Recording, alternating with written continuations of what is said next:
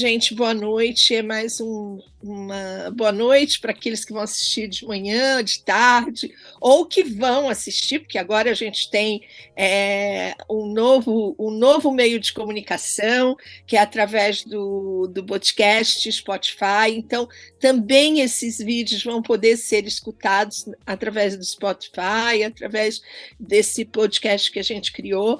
Então, a gente vai estar sempre com você aonde quer que você esteja, né? O Longe Talks está lá para lembrar que a longevidade se faz a cada minuto, a cada dia, a cada construção que a gente tem na vida, né? Nós vamos começar hoje essa nossa edição e eu vou aqui fazer minha descrição, né? Eu sou uma pessoa de 62 anos, tenho cabelos brancos até um pouquinho perto do pescoço, né? Literalmente brancos. Eu uso um óculos que é um pouco avermelhado, né? E eu estou com uma blusa preta e o meu fundo é um fundo branco com um quadro do qual tem uma imagem e uma paisagem do Rio de Janeiro. Essa é aonde eu estou. Bom, pessoal, meu nome é Jéssica, eu tenho cabelo castanho bem escuro, até um pouquinho abaixo do ombro. Eu tô com uma faixinha bege no cabelo, eu tô com brincos pequenos, né? O meu fundo é um fundo branco, tem alguns quadros pequenininhos, nada muito grande, um fala sobre amor. E é isso, eu tenho 31 anos, né? Tô na faixa aí dos 30. E agora eu vou passar a fala para a Lê. Olá, primeiramente eu quero agradecer, Eliane, a oportunidade de estar aqui com vocês, a Jéssica pela generosidade.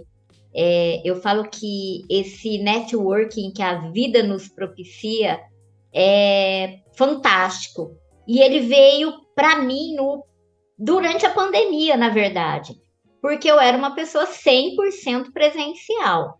Eu estava no palco, eu estava na reunião, eu estava nas entidades e tinha uma rede, nada assim profissional, era uma rede pessoal, uma rede onde eu trazia coisas bem leves. E a Alessandra, na audiodescrição, eu estou à frente de uma parede branca, eu sou uma mulher bem branquinha, cabelos e olhos castanhos escuros, cabelos repicados na altura do ombro. Eu uso um óculos com uma armação grande e clara também. Adoro batom vermelho, estou de batom vermelho, usando um twin set azul de bolinhas brancas, embora eu acredite que não sei se está sendo possível essa visualização.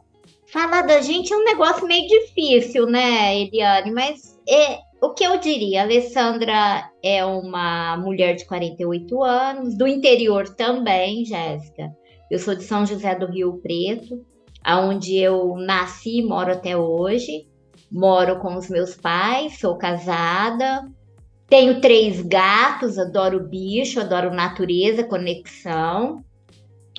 E tem uma doença rara chamada osteogênese imperfeita, que é de nascença, né? Para quem não conhece, ela é tida como vulgarmente ossos de vidro, então eu tenho uma fragilidade óssea gigantesca. Eu já nasci com fraturas, né? Eu passei por mais de 100 fraturas, tive mais de 30 cirurgias. Fui uma criança que amava estudar, adoro a educação, Eliane. Eu falo que ela é o empoderamento, ela nos impulsiona, ela nos dá as infinitas possibilidades de fazer crer que a gente pode vencer. Eu digo que a educação, de uma certa forma, me salvou, porque nas fases mais difíceis, eu me apeguei muito ao meu lado profissional e quis muito vencer. E é isso que eu procuro trazer para as pessoas com deficiência. Por mais difícil que seja a sua jornada, sempre tem um caminho. E esse caminho é você se empoderar, você ser protagonista para que você possa lá na frente ter as opções. Eu me formei em Direito, meu mestrado foi também Direito, a temática foi, eu digo que a acessibilidade, eu vou trazer de uma forma mais acadêmica, ela não é mais um direito como tantos outros que a gente tem. A acessibilidade é pressuposto para que todos os nossos direitos sejam assegurados.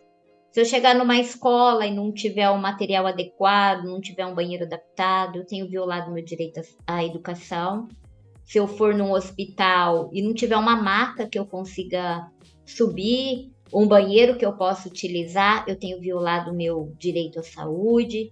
E, enfim, sucessivamente, se eu quiser passear e não conseguir um hotel, onde está, né, o meu direito como cidadão, como pessoa, de poder ter o acesso ao lazer.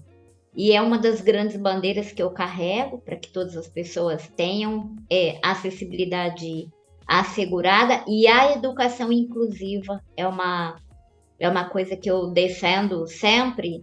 E, enfim, sou servidora pública federal há mais de 20 anos, e só que eu estou licenciada do cargo há mais de 12.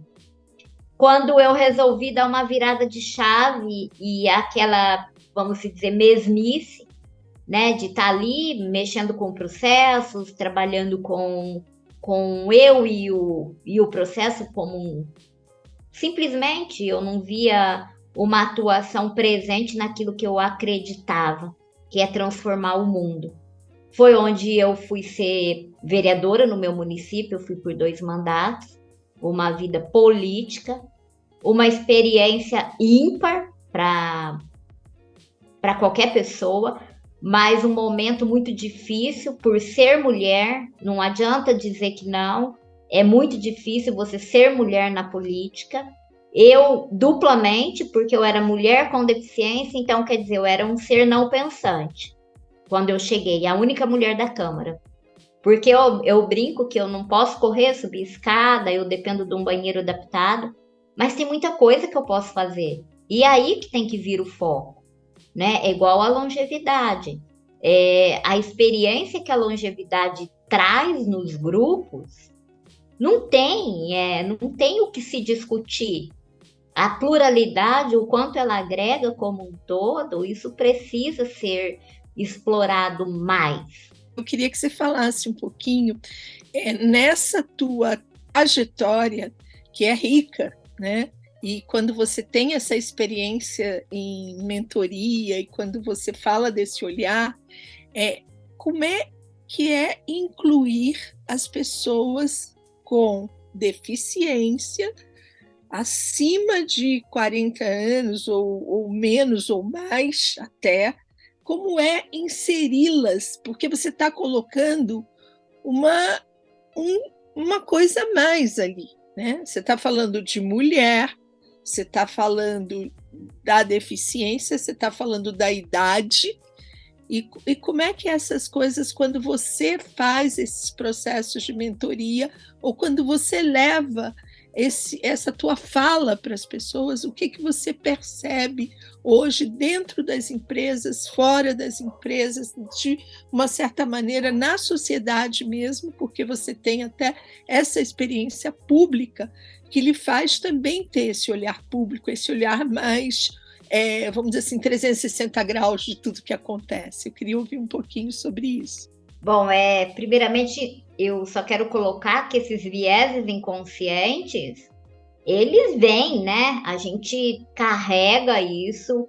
Aos poucos, eu acredito que nós temos o dever de ir quebrando. E nós estamos quebrando. Recentemente, você vê, não tinha lógica a placa do idoso ter uma bengala. Acima de 60 anos, quer dizer, você já está num ponto que você precisa de bengala? Não. O fato de você precisar de bengala não te diminui, mas você não necessariamente precisa de uma bengala para administrar a sua vida. Ele é tido como uma pessoa curva, uma pessoa, né, já meio adoecida, e isso vem na história. E aí o que eu te diria? Depende. Primeiro, o poder público tem uma maneira de atuar, as empresas, a fase que ela está dentro da sua promoção da inclusão varia muito. Nós temos empresas que já têm um olhar melhor e nós temos empresas que estão lá na pré-história. Então, quando você fala em incluir em qualquer tipo de inclusão, quer seja pessoa com deficiência, geracional, racial, orientação sexual, é o conjunto. Porque se eu entrar numa empresa e não tiver o sentimento de pertencimento, a coisa não vai fluir. Não vai fluir, não porque a pessoa muitas vezes não tem capacidade, porque aquilo é muito difícil você render naquilo que é ruim, naquilo que é tóxico. Então, em relação à pessoa com deficiência, a regra número 1 é conversar, dialogar. E eu sempre, nas empresas, eu falo, olha, você não tem obrigação de saber o que eu preciso. Ninguém tem obrigação de saber como eu preciso de um banheiro, como eu preciso de uma mesa. Mas não tenta adivinhar o que eu preciso. O que talvez o teu olhar veja não vai me atender em nada. Eu falo que eu como, bebo, consumo igual qualquer pessoa. A pessoa eu não sei qual termo que você usa, né? O geracional. Mas eu sempre gostava de colocar na melhor idade, porque você pode fazer suas escolhas. Você é livre, você já está num ponto na tua vida que o que você não gosta, você pode dizer, eu não gosto disso, eu não quero isso para mim. Né? Eu acredito que essa seja a tua fase. Então, você também é consumidora. E consumidora potencial. Tudo que eu faço para a pessoa com deficiência, em termos de acessibilidade, eu estou construindo para um futuro, se a pessoa tiver uma idade um pouco mais avançada, ter qualidade de vida. Porque a tendência é a mobilidade ir reduzindo e nós temos que ter cuidados. E é uma colocação que eu procuro trazer. Se você não quer adaptar, né, porque você acha que é só para pessoa com deficiência, não é isso, o horizonte é bem maior. Você está pensando que nós temos uma sociedade que está envelhecendo, você está beneficiando as mães com carrinhos de bebê, você está beneficiando as mulheres grávidas que precisam de cuidados um pouco a mais, né, até por conta, né, do peso que você adquire. As pessoas que temporariamente, né, têm alguma doença ou sofrem algum acidente. Então, não foca pequenininho, foca macro. E é isso que a gente precisa quando fala de diversidade e inclusão.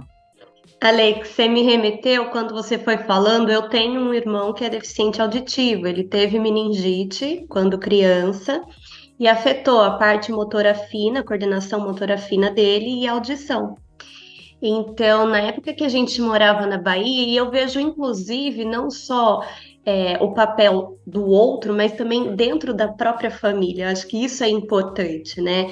E alguns projetos de inclusão ter essa consciência, né, macro, não só em um ponto, nem só em outro, mas no todo.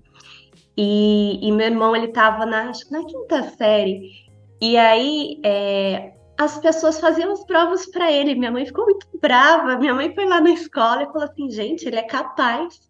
E assim, a gente tinha os dois pontos, porque ele se acomodou no sentido de estão fazendo para mim, tá tudo bem. E minha mãe ficou muito brava. Minha mãe falou assim, não, João, você vai fazer, você sabe fazer. Então, essa sua fala é muito importante. Eu vejo o papel do todo, e aí dos 360 graus, da importância desse papel no desenvolvimento dessa pessoa, independente do tipo de deficiência que ela tenha. Então, muito legal. Sim, aqui tem alguns pontos que eu achei bem bacana. Primeiro, eu quero começar dizendo que na grande maioria das empresas que pedem, né, uma proposta, que chamam para conversar, elas vêm com a seguinte fala: eu quero que você faça uma palestra porque eu preciso mudar a cultura da empresa. Uma palestra. Eu falo, eu tenho a possibilidade de ser muito sincera Hoje, trabalhar com consultoria, mentoria, palestras é o meu plano B. Não é o meu mote, né? Eu sou servidora pública. Então, às vezes, a franqueza assim pode... E eu falo, olha, primeiro lugar, a minha palestra, ela vai plantar uma sementinha. Eu não vou mudar uma cultura de anos da sua empresa em um ato. Se eu for na sua empresa fazer uma palestra, quer seja online, quer seja presencial, se você não regar com outras ações, outras discussões, mudanças de atuação, ela vai ficar no vazio daqui a um mês. E eu falo que é fundamental. Eu falo tripé. É a pessoa, a família e a sociedade. Mas é bem isso. A família, ela tem que não esconder na caixinha, não ter medo, porque a gente vai sofrer. Eu falo isso quando eu sou convidada para falar com mães. Eu fiz muito a paz, muito entidades como um todo, para tentar mostrar para essas mães que elas não são eternas. Claro que eu coloco isso de uma forma muito suave. E que essas pessoas, elas têm potenciais, cada um dentro dos seus. E que a gente sofre, a gente cai, a gente chora, mas a gente levanta como qualquer ser humano. E que isso é um desafio que tem que ser rompido. E as mães têm que ter o papel de estar ali para levantar. Mas não impedir de cair, porque todo mundo cai. E isso é uma realidade muito grande. E eu diria mais, não é só o medo.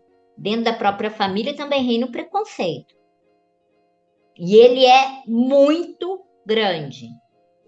Eu não sei como é, né? Você trabalha com pessoas com deficiência, mas tem famílias que escondem seus filhos.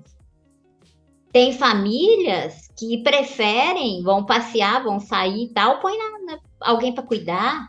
Em qualquer instância, eu vejo assim, bom, eu trabalho, né, como eu trabalho com reabilitação adulto e idoso, eu pego vários casos distintos, mas eu já vi casos assim, ele é idoso, tá com início de quadro demencial, não escuta, nem leva, porque ele vai ficar irritado. E ele tá com prótese, a gente vai numa churrascaria, nem leva, porque ele não vai conseguir comer mesmo. Então, assim, se você já tem isso dentro, né, onde a pessoa espera que ela vai encontrar seu maior porto seguro, imagina o grau de insegurança que essa pessoa vai ter em relação a tudo, né? Então, eu já vi muitos casos também, já ouvi muitos casos, e eu acho que tem que ter realmente esse tripé, Alessandra, que você falou. Todo mundo tem um espaço. Eu diria isso. Eu gosto muito de sponsorship, o espelho reverso. E não é uma prática comum. Você tem o sponsorship da liderança. Peraí, eu tenho que criar para os grandes líderes a pessoa que vai impulsionar a carreira. Não é só impulsionar a carreira, é impulsionar ser humano, impulsionar pessoas. É essa mudança que a gente precisa trazer. E a regra está aí, no amor. Muito bom, Ale. Nossa, já está super convidada para a gente falar mais sobre isso, que eu acho que é uma temática ampla, né, e que pode ser mais bem discutida em outras instâncias. Mas eu agradeço de antemão, muito obrigada por toda essa aula que você deu aqui pro pessoal, né? Pessoal que segue aqui o Longe Talks, eu agradeço muito. E eu tô grata, eu acho que eu não tenho mais o que falar. Muito, muito, muito obrigada, Lê. Nossa, super obrigada, Lê. Né? Já está convidada para vir aqui muitas outras vezes, porque esse assunto a gente tem que ir falando sempre, não é só no momento, né? Então, muito obrigada mesmo, de coração. E, pessoal, só lembrando vocês aqui, ativa o sininho para saber quando a gente vai postar de novo, curte, compartilha, porque eu acho que a ideia é essa, né? A gente atingir maior quantidade de pessoas por vocês. Então, curte aqui, comenta, compartilha. E se quiser trazer também novas ideias de temáticas, a gente é super aberta. Gente, eu quero agradecer a oportunidade e dizer que foi fantástico estar com vocês. E eu espero que a gente, juntas, consiga construir um mundo mais empático, com mais amor voltado para as pessoas, independentemente das suas diferenças. Gratidão, gratidão mesmo.